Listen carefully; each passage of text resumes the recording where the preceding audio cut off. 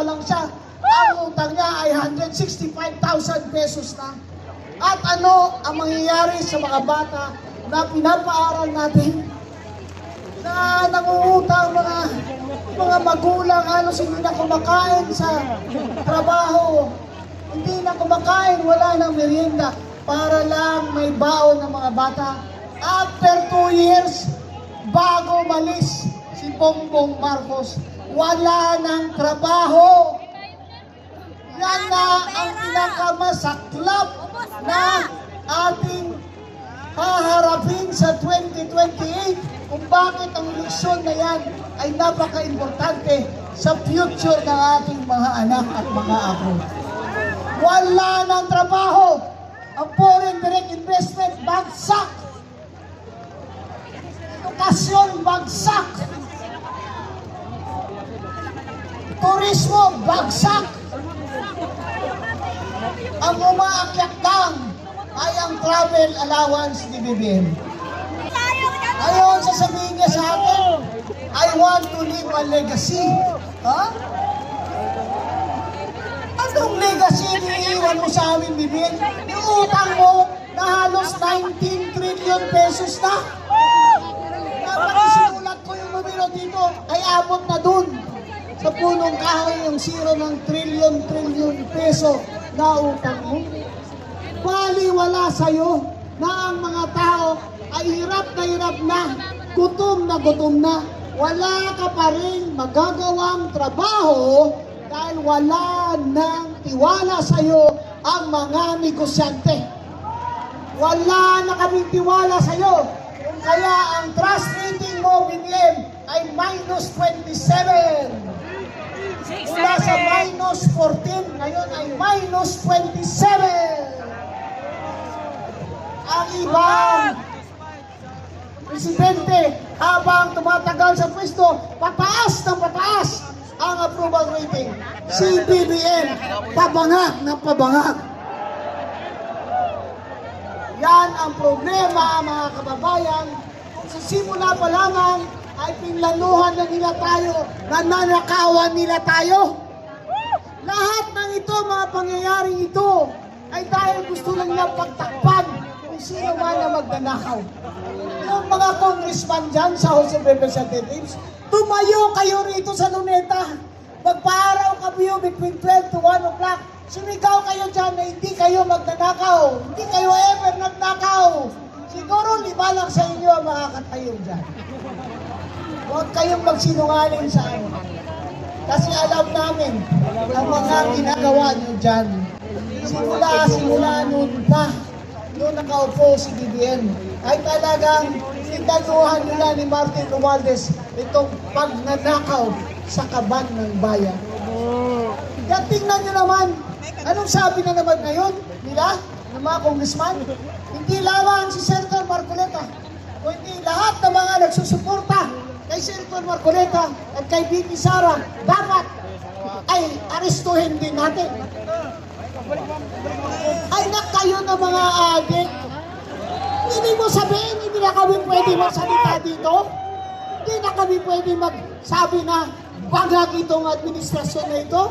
Na kami, na hindi sumasangayon sa pagnanakaw nyo, ipag-aresto nyo. Ano kayo? Ano tingin nyo kay BBM? Hari? Dahil sa ibang bansa nung araw, kagaya ng Thailand, ay may batas na pag ang hari ay tiningnan mo lang sa mata o kaya ay pinagsalitaan mo, ikaw ay pupugutan o papatayin. Walang hari sa Pilipinas. Dahil itong demokrasya natin ay pinanalo ng ating mga ninuno sa dugo, pawis at sakripisyo nila para ano? Para mga BBM gang ay malaya sa pagnanakaw na hindi na natin sila pwedeng murahin. Bakit nagreklamo si Auntie Claire?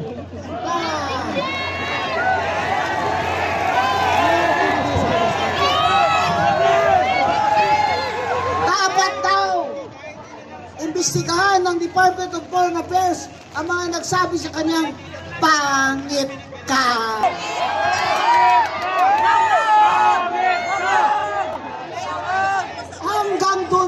ibang bansa ng Canada, hanggang doon pa sisikilin niyo ang freedom of speech sa mga Pilipino? Eh, totoo naman talagang pangit ka!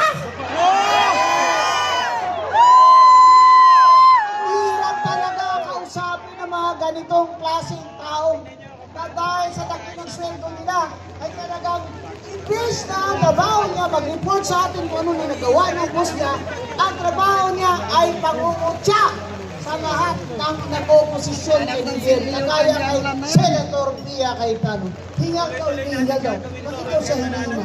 Ikaw ay declare, ba't ang baho ng hininga mo?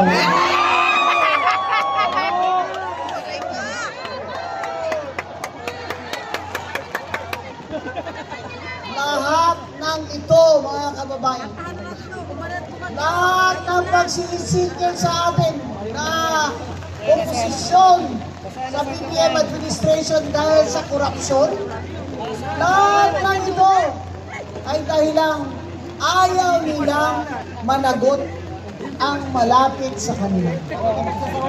Ayaw nilang managot ang totoong mastermind.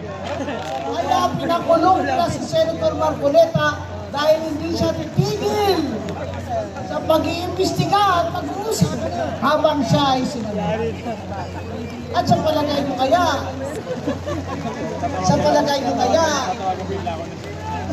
nasira nila ang pananampalataya ni Senator Marcoleta sa Diyos. Bagkos lumalakas ang kanyang pananampalataya sa mahal na Panginoon. Kaya niya, sa Biblia, pag tayo ay pinipersecute, in the name of truth, God is with us.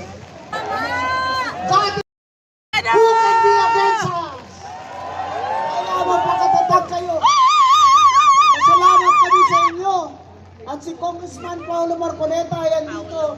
Na kahit umuulan, bumabagyo.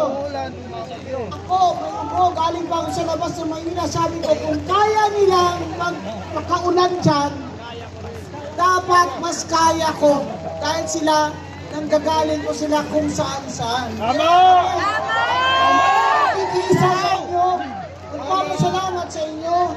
Ang hiling lamang po namin, ipanalangin niyo si Senator Rodante Marcoleta na maging matatag ang kanyang faith at pananampalataya sa mahal na Panginoon. Ipanalangin natin na ang mga kampon ni Satanas ay matali na ang kanilang mga kamay at masara ang kanilang mga bibig. Sana huwag kayong magsawa. Kung bawat Biyernes nandito tayo, magkikita tayo dito. Hindi tayo atras. Hindi tayo atras. Hindi tayo atras. Dahil hindi tayo bagag. Hindi ang bagag. Kailangan malaman ng ibang bansa na nagpuprotesta ang mga Pilipino dito bawat linggo. Dapat malaman nila para habang si BBM ay naglalamierda sa ibang bansa, alam ng mga opisyalis ng ibang bansa na ang Pilipinong pobre ay gutom na gutom na. Gutom na habang ang ating presidente ay naglalamierda kasama si Auntie Claire. Gusto man ni Auntie Claire kasama niya si BBM sa langit? Ewan ko lang kung papayag si Lisa Marcos.